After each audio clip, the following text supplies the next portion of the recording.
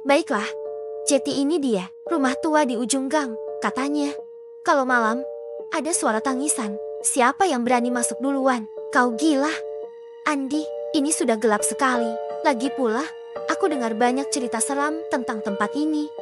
Bisik Rina dengan suara bergetar. Halah, cuma omong kosong. Kalian percaya tahayul? Andi memutar bola matanya. Aku merekam. Loh, jangan bilang takut ya nanti. Kami berempat, Andi, Rina, Budi, dan aku berdiri di depan pagar berkarat rumah tua itu. Udara malam terasa dingin menusuk tulang. Andi melangkah maju, mendorong pagar yang berderit keras. Lihat pintunya, sudah rapuh begini. Ayo, kita buka. Ajak Andi dengan semangat. Begitu pintu terbuka, udara pengap menyergap kami. Udaranya langsung dingin sekali di sini. Bau apa? Kayak tanah lembab, komentar Budi sambil mengeratkan jaketnya. Kami melangkah masuk dengan hati-hati. Lantai kayu berderit di bawah kaki kami. Rina tiba-tiba berhenti. Lihat itu. Ada jejak kaki di debu. Padahal sudah lama tidak ada yang masuk. Kan? Keheningan mencekam tiba-tiba dipecahkan oleh suara samar. Ses, kalian dengar itu? Seperti ada yang berbisik. Ujar Rina panik. Itu cuma angin. Dik, jangan paranoid. Andi mencoba menenangkan. Angin tidak bisa membentuk kata-kata seperti itu. Andi, aku yakin aku dengar namaku dipanggil. Rina bersikeras. Wajahnya pucat pasi. Kami terus menjelajahi rumah itu. Setiap sudut seolah menyimpan rahasia gelap. Ada apa di sana? Coba lihat ke sudut itu. Budi menunjuk ke arah kegelapan. Gelap sekali.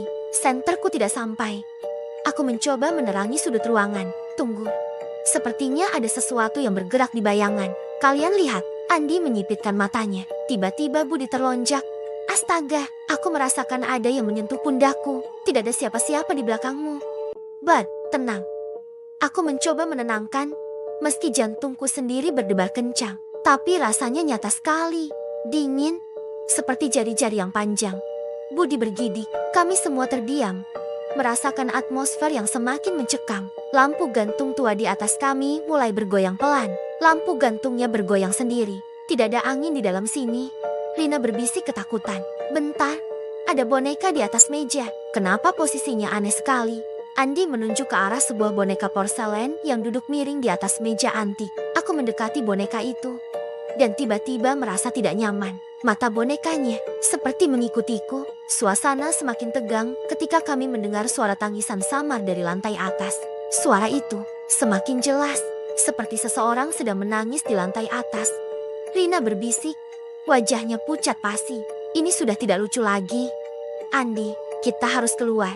Budi mulai panik. Namun, Andi masih penasaran. Tunggu, ada pintu yang terkunci di ujung koridor itu. Kenapa rasanya ada sesuatu di baliknya? Jangan dekati pintu itu. Aku merasa ada aura yang sangat tidak enak dari sana. Aku memperingatkan. Tapi Andi sudah melangkah mendekat. Ada ukiran aneh di daun pintunya, seperti simbol-simbol kuno. Andi mengamati. Tiba-tiba, matanya menangkap sesuatu. Kunci. Ini kuncinya. Kenapa ada di sini? Jangan dibuka. Kita tidak tahu apa yang ada di balik sana. Rina berteriak. Tapi terlambat. Penasaran. Aku harus tahu. Andi memasukkan kunci ke lubangnya. Pintu terbuka dengan suara berderit mengerikan. Pintunya terbuka. Gelap sekali di dalam. Tapi, aku mencium bau yang aneh. Seperti darah kering. Andi bergumam. Tiba-tiba, kami semua melihatnya. Ada sesuatu yang bergerak di kegelapan. Bukan. Itu bukan bayangan. Itu bukan manusia. Mata merah di dalam kegelapan. Itu menatap kita. Budi berteriak panik. Larilah. Sekarang, aku berteriak. Dan kami semua berlari sekencang-kencangnya. Suara langkah kaki mengejar kami dari belakang. Suara langkah kaki itu mengikuti kita. Mereka cepat sekali. Kami mencapai pintu depan. Tapi pintunya tertutup sendiri. Kita terkunci. Tidak, ini jebakan. Ayo hancurkan jendelanya. Andi berteriak. Mencoba memecahkan kaca jendela. Kegelapan seolah menelan kami. Aku tidak bisa melihat apa-apa. Gelap sekali. Tapi aku merasakannya di dekatku. Cepat, keluar dari sini. Rina menjerit histeris. Tiba-tiba, aku merasakan sesuatu mencengkeram kakiku. Apa itu? Tangan itu mencengkeram kakiku. Tolong, aku tidak bisa bernapas. Suara Budi terdengar tercekik. Entah bagaimana. Aku dan Andi berhasil keluar. Tapi sesuatu terasa sangat salah. Kita berhasil keluar. Tapi, Budi, Rina, mereka tidak ada di sini. Hanya aku dan kamu. Tidak mungkin. Mereka ada di belakang kita. Andi berteriak panik. Kami berdua menatap rumah itu dengan horor.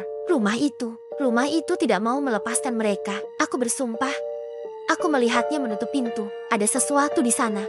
Sesuatu yang sudah sangat tua dan kelaparan. Andi menatapku. Wajahnya pucat dan berkeringat. Kita tidak akan pernah kembali ke sana. Tidak akan pernah. Malam itu, kami kehilangan 2 teman kami. Dan rumah tua di ujung gang itu, dia masih berdiri di sana. Menunggu korban berikutnya yang cukup berani atau bodoh untuk melangkah masuk ke dalam kegelapannya.